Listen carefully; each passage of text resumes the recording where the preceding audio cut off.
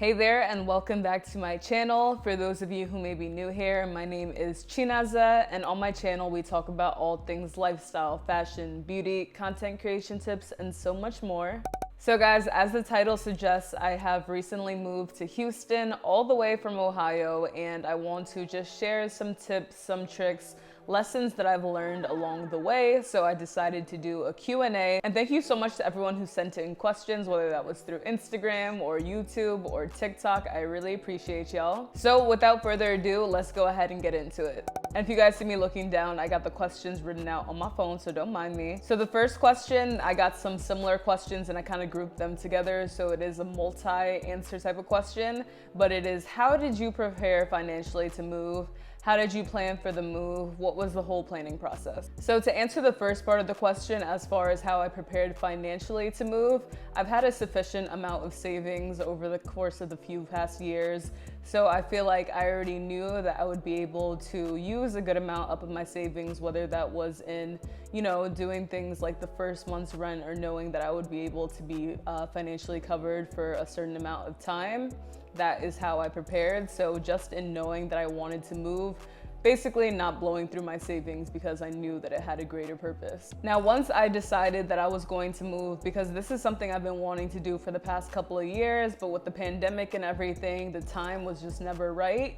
But I told myself really during the summertime, I believe, so this is summer 2021, that I'm like, okay, by the end of the year, I definitely want to move. And I gave myself a deadline of by the end of December is when I would want to move by. So in knowing that, I was then able to kind of set a deadline again in aligning with when I would want to go ahead and visit. And then what was really important for me too was writing out exactly what I wanted in an apartment. So this was, writing out what my hard no's were, what my must-haves were, different things like that. And then I also began using the website Apartment List, which I'll insert a little clip right here. But it made, honestly, narrowing down my choices so much easier, just for the fact that it lets you filter certain things. It lets you give stuff like a love, a like, and different stuff like that. So I feel like in being able to use that tool, and then also, doing my own research and going ahead and calling the apartment complexes and being like, hey, I saw this available. Is this still available? Because that's one thing that I learned throughout this whole process too, is that sometimes these sites be lying, or it's like, they'll be like, oh, 2-bed, 2-bath, and then they'll show really nice pictures, but then all of a sudden those photos are not even for the unit that you're thinking about moving into, or there's certain upgrades that you have to pay extra for, and it comes out being way more than expected. So I think, again, what was really important in the planning phase was not getting my hopes up once I see something online, but taking that extra step and being like, okay, I'm going to reach out to X amount of numbers of properties today. And again, using that tool, I was basically able to make a list of the apartments that I loved, the apartments that I liked, and the apartments that I absolutely would not consider. And then from there, it was easier to be able to narrow down my final list of the places that I would visit after I had already gone and called the leasing offices to make sure that they were available. And then secondly, to make sure that the exact unit, or at least one that was similar to it, was gonna be available for me to come in and tour. So using this tool, it was especially easy to kind of have a process of elimination type of thing going on, just eliminating places that were, too expensive, or places that just didn't really make sense location-wise. And then from there, I was able to go ahead and narrow down the list and be able to schedule about 7 tours for different properties that I was interested in. And I kind of, had them already prioritized as far as this is my number 1, this is my number 2, this is my number 3. So just because I was visiting all 7 didn't mean that I had to apply to all 7. Which leads me to my next question, which is, did you take a separate trip to Houston? And yes, I did. I visited Houston for a little bit under a week during November of 2021. And during that time, literally from the time that I arrived, I believe I arrived at let's say 8 or 9 a.m. into Houston Airport. Literally, I had I had a tour scheduled for 10:15 or 10:30. I was not playing, because one thing that I told myself, especially as it related to going out there, I told myself, when I'm coming back on that plane, I'm gonna have a lease signed. Like that was the purpose of the trip. Of course, I wanted to go ahead and visit and explore the city. I've been to Houston before, but it was just for a short amount of time and I didn't really get to see much. But I told myself, hey, we're here to secure an apartment. You can do all that fun stuff, you know, once you secure it or once you're living here. But I think that really just being intentional and like having all my days scheduled out surrounding touring apartments really just helped me to have that motivation to keep on going and to find the perfect spot for me. Okay, so the next question is a little bit long, but trust me, it all ties together. It's how long did it actually take to find a place? How were you able to find the best apartment for you? How did you pick your neighborhood? So I arrived in Houston on a Tuesday, and by Thursday morning was when I signed my lease. So kind of like I said, like I was literally like going places up and down, crossing stuff off the list. And I think how I found the perfect spot for me was really just being in the actual tours and being like, can I see myself here? Because certain places were just given vibes where like it looked nice online, and then I would go there in person and like kind of see the surrounding areas and just be like, I don't know, I'm not really feeling this, the vibes is not giving. Or it would be a place where it's like, oh wow, I didn't expect for it to look like this because online I never even saw something like this. So I feel like my main thing in picking the place that was right for me was not letting the list that I had pre-written and like what I had thought about before kind of define how things went. It was really just being present in the moment and like asking as many questions as possible, being like, oh, is this included? Would this be included?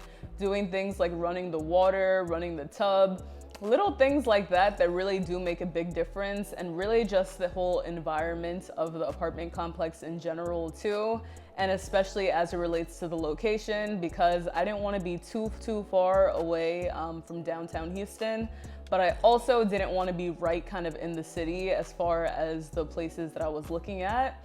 And some of them, like this one, I remember it was literally right across from NRG Stadium, and like it was a nice place, but like it just wasn't.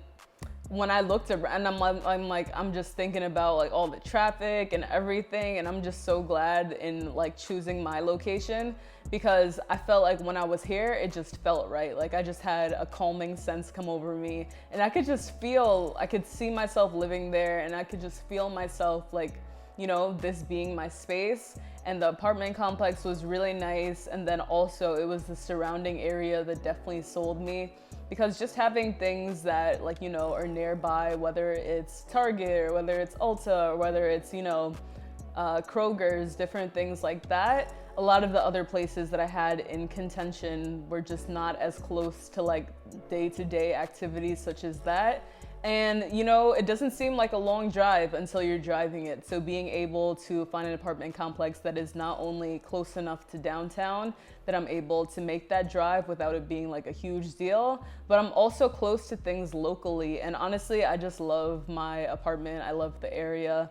So I'm just really happy. So I feel like it's more than just the apartment, because it's like you could have a nice apartment, but if it's in a bad neighborhood, that's not good, you know? So I would say definitely do your research as it relates to that, and definitely while you're touring, make sure to, you know, ask questions about the surrounding area, what's around, and even just take a drive for yourself, you know, to just get a feel for the area. And then another thing in being able to, you know, pick the place that was best for me was somewhere that, you know, just met all of my needs, and like the layout was really important to me too, because obviously y'all know I love to have a nice wide open space. I love natural light. And while a lot of the spots that I was seeing were nice, some of the units that were available, it's like they wouldn't have like certain things that I would want, or they would have like carpet, or it wouldn't have enough natural light, or it's like the layout was just like not giving what it was supposed to have gave. So I feel like I'm just so happy in knowing that I didn't have to settle, and that I really got everything that I wanted in an apartment.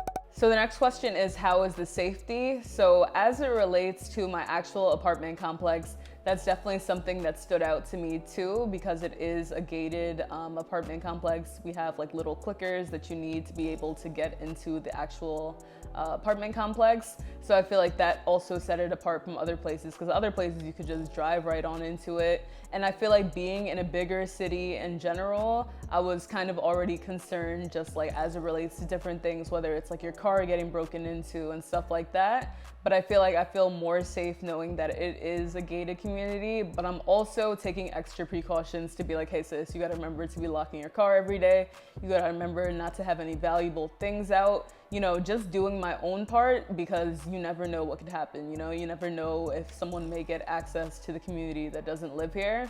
So I feel like I'm just also taking more precautions, especially being a woman who lives by herself. So, you know, I don't randomly go out in the middle of the night just out of my own safety. Not that I feel like something's gonna happen, but just more so I just try to do things during the daytime, just because, you know, when there are more people around, it's easier, or harder rather, for like crimes and stuff like that to be committed. So I would say just in, you know, being cautious of my surroundings, and also just being, you know, really in tune, and being like, okay, you gotta remember to lock your door, lock your house, different things like that. And I do need to get a ring for my actual apartment. So listen, I might just add that to my Amazon wish list or whatever. But I feel like I've been fine. I haven't really had any complaints as far as safety. So I'm definitely grateful to be living in a space where I don't have to, like, you know, kind of live in fear every day. Did you see your apartment before moving in? You seem shocked in the first vlog. So this is actually a really good question, because no, I did not see my actual apartment before I moved in. So I knew that I wanted this specific floor plan that I have now. However, during the time that I was visiting, my floor plan wasn't available to tour, because the person who was living here before me would have been like the only person who has this unit who would be moving out basically. And basically the dates just didn't line up. So I saw a similar floor plan, but it wasn't my exact floor plan. And also in that floor plan, like I guess the layout, it's not as wide. So I was just shocked, because it just seemed like my spot is bigger, even though the other one was bigger in square footage. I just love my layout like more. So I was genuinely shocked, because that was my first time actually stepping foot into the actual unit, and then knowing that this unit was mine. And I'll go ahead and insert a clip so that you guys can see. Ooh, bathroom. Wow. Nice. Okay. But I genuinely was really shocked, because I couldn't believe it, you know? And then especially after that drive too, I was just so happy to be like, wow, like this is really the space that I get to call home. And yeah, I wish I could relive that moment. This next one is really good. It says, is there anything you'd do differently if you had to do it again? And I feel like above everything that like I'm thinking of, the number one thing that comes to mind is just really my mindset surrounding the entire move, the entire process in general. I feel like I knew that I wanted to move. However, fear inside of me was literally eating me alive, to the point where I didn't believe that it was possible, you know? And when people say the power of the tongue is real, the power of manifestation is real, like they're not lying. Like it's so true, because I literally like, I knew I wanted it, but it's like in my mind, I was telling myself that it wasn't possible. I was telling myself, well, oh, I'll probably get denied, or oh, they probably nowhere will accept me, or oh, it probably won't happen in my timing. So I feel like I was delaying certain things, like whether it was to go like tour apartments and stuff, because I had wanted to tour apartments back in like October, or even over the summer, because I just kept on pushing it back, like as far as like the move-in date and stuff like that. Really just out of fear that I'm like, you know, what if it doesn't happen? And I feel like I didn't even like share or like document the beforehand process, just because like I was just kind of scared. And like I really just had to like tell myself that like, you know, this is possible. I literally remember, I feel like this is gonna be a long video, but I had a moment where I was back in Ohio and I was playing Free Mind by Thames and blasting it in my car, just blasting it. And it really made me think. I'm like, wow, like it felt like I was literally in my mind. Like I was telling myself I couldn't do these things. No one else was telling me these things. I hadn't even applied to apartments. How you know you're gonna get denied if you don't apply, you know? So I feel like I had a breakthrough that day, and this was probably in like late October, probably like mid-October, I wanna say. And then from that time forward, like I was on it. I was calling apartments, I was doing this, I was doing that. I was having faith, because who am I to say the one that I'm gonna get denied when I didn't even apply, you know? So I feel like that's definitely what I would change, because just surrounding the whole thing, I feel like the moving process is stressful enough as it is. But then if you have fear and doubt in the back of your mind in an already stressful time, it's not gonna do you any benefit. So I would say definitely make sure that your mindset is right, especially as you're planning a move, number one. Number two, I would not make that drive again, okay? Hey y'all, so it's currently about 8:30 p.m. and I'm about to head out of Ohio and head to Texas. As you can see, the car is completely stuffed, like literally to the brim, but we gonna make it do what it do, okay? Excited. It's a 15-hour journey. It's gonna be long, but it's gonna be fun. We got mad snacks. Shout out to Target for the snacks. 15.5 hours. Probably closer to 17, 18, just because we did stop a few times for various reasons, whether it was going to the bathroom or getting snacks or resting a little bit or whatever the case may be. So yeah, I wouldn't drive again. I feel like if I were to do it over again, I would have set aside some money to be able to ship my car, to ship my stuff, just so I'm able to just kind of fly down, you know, get the keys, take my picture and all that. We have less than 1 hour left in the 15-hour plus journey with all the stops and everything. How does it feel? It's a little tired. I'm laying down. Thankfully, my boyfriend drove most of the way. I probably drove like 3 hours, 4 hours, if that tops. So I'm really thankful for that, grateful for that, but just being in the car for that long, and I'm someone that can't really fall asleep in the car. By the time that we got to Houston, we were literally like paralyzed, like dead. So I would not drive again. And then the last thing that I would say that, you know, I would not do again is not mood boarding my apartment. So again, this ties back into the fear thing, because again, like it's kind of like, let's say if you're moving into college, you got like all this like Pinterest board about like how your dorm room's gonna look like, all this stuff. I did not plan out any of my furniture how I wanted anything, just because like I wasn't worried about that. I was worried about getting an apartment, you know? I wasn't thinking of like, oh, how am I gonna decorate? How am I gonna do this? How am I gonna do that? Because I didn't think that it was possible. I'm like, oh, well, why should I even be picking out my furniture if I'm not, you know, approved for an apartment yet, just like talking the voice in my head. But it would have been so much easier to just know exactly what it is. Not that I'm trying to like rush the decor process or anything like that, but it's about to be 2 months that I've moved in and I still don't really know what my design style is, you know. But thankfully, TikTok is also showing me, you know, my For You page is also a lot of baddies moving into their first apartments, moving into new apartments, stuff like that. So I've been getting like a lot of decor inspo in that way. But I feel like it would have been nice. It would have been a nice part of the process to be able to just kind of like, you know, mood board everything out and like do the fun things as it relates to apartment hunting / you know, decorating. So this next question is, how is it living by yourself / without your parents? So for those of you who may not know, my dad actually passed when I was 14 and my mom when I was 21. So I've actually been living with my older sister, her husband, and my little brother. That's who I was living with in Ohio for the past 3 years. And I feel like just in that time in general, especially after transitioning from college where it's like you're so used to already doing things on your own, I feel like I was kind of the same in that household, where the fact where I would be like getting my own groceries, running my own errands, you know, going to the gym, doing things that I'm doing now on the regular, just obviously living with other people. So I feel like I love living by myself just because, you know, I love having my own space. I love not having to, you know, clean up after anyone or, you know, having to worry about noise especially when it comes to filming. Because I don't know about you, but y'all just know when you have little siblings, they be loud for no reason. My little brother, his room was right next to mine. So just different things like that. I'm really just excited to be in my own space. Not having to share a bathroom is definitely a highlight, because I feel like, you know, college aside, I only had 1 year in my like life in general, and that was 1 year where I lived by myself in college, where I didn't have to like share a bathroom. So I feel like just different things like that, and just the fact that I'm already a pretty independent person, like I've always been the type to just go out and do stuff by myself anyway. I feel like I was already kind of prepared to live by myself.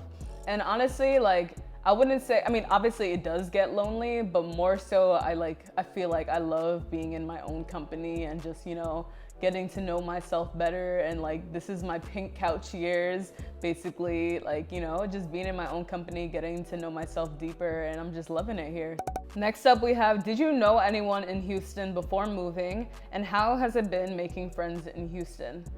So no, I did not know anyone in Houston before moving. I feel like what drew me to the city was just because, one, the weather, and then two, definitely the Black culture, the Black population down here. I definitely knew that I wanted to be in a city where I'm seeing a lot of people who look like me, especially after growing up in a predominantly white city in New York, and then, you know, being in college and like having that Black experience, but then being back in Ohio and it completely getting taken away. I feel like I'm in Houston reclaiming my time and really just, you know, putting myself out there, which leads me to the next question is it easy to make friends?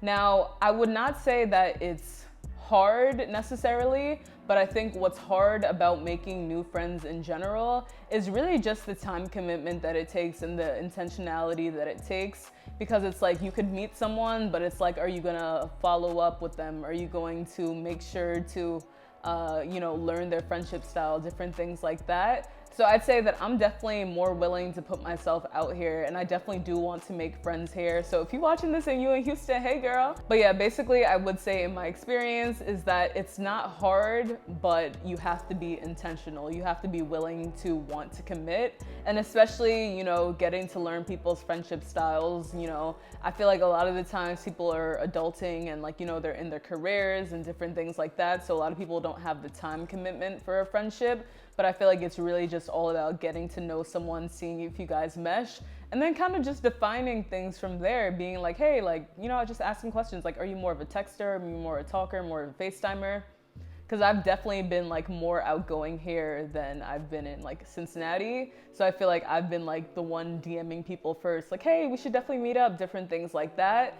So yeah, I feel like it's not easy, because I don't think it's easy, but I feel like it can be easy if you are intentional. The next question is, were you nervous taking photos in Houston for the first time? I wouldn't say that I was nervous, but I would say that I was expectant, only because obviously, you know, when it comes to shooting in a city in general, especially a bigger city, I was just kind of thinking that I'm like, I hope it's not too many people walking around, different things like that. But the first time that I shot out in Houston, it was actually at a shopping center, and it wasn't too crowded at all. And honestly, I saw other people there. Like I saw a photographer taking photos of another content creator. And usually when I'm in Cincinnati, I'm the only one taking photos of myself, or I don't even really be seeing photographers outside like that for real. So that was just a comforting feeling, because I'm like, oh wow. And I've definitely seen just in general that, you know, with it being warmer and stuff like that too, people are outside more and there are more creatives outside. So once I saw that on that first day, I'm like, oh, it's lit. Like, this is great. So I've definitely, you know, been loving shoot days out here, especially with the weather. So yeah, it was a little bit of anticipation, but I wouldn't say nervousness, because once I got into the zone and everything, especially when I went downtown to shoot for the first time, I'm like, oh yeah, this is just like Cincinnati. Like, this is cool. Like, I got this, and I was just in the zone. So wow, and just like that, we are on to the last question, guys. So it is, what has been the hardest thing about moving? If I'm being honest, I think that the hardest thing has been, you know, just having to be 100% financially responsible for everything that's here, you know, whether it comes to buying furniture, or whether it comes to making sure that my bills are paid on time, or whether it comes to, you know, checking the mail for invoices, different things like that. I feel like having to be this level of adult and like having to remember deadlines and like just additional things that I wasn't necessarily doing before, I feel like that's been the hardest part in a way. But it's also just a new level of responsibility that I asked for, and I feel like I'm embracing it and I'm learning as time goes on, you know, how to get better at managing these things. But I would say that that's definitely been like, you know, it's been the biggest change, because I'm not used to that much coming out of my monies. You know, I'll be doing my little Target run here and there, I'll be doing my groceries, all that stuff. But now you're talking about, is rent coming out every month? Like, Y'all was already, like, how was y'all doing this? But you know, honestly, I'm not worried about it because one thing about me, I know that money flows to me. Money is a tool and it's gonna come right back. So yeah. So guys, with that, we have made it to the end of the video. If there are any questions that you may have that, you know, I may not have covered in this video, be sure to drop them down below and I will definitely answer you guys. And again, thank you so much to everyone who submitted a question. I really appreciate it. And I hope that, you know, if you're someone who's considering moving, that this video was really able to help you. And again, I want you to know that it is possible for you. You just have to believe it, you have to plan it, and you can do it. As always, if you are not yet subscribed to my channel, go ahead and click that subscribe button and be sure to give this video a thumbs up if you enjoyed it. As always, I appreciate y'all and I'll see you back next time.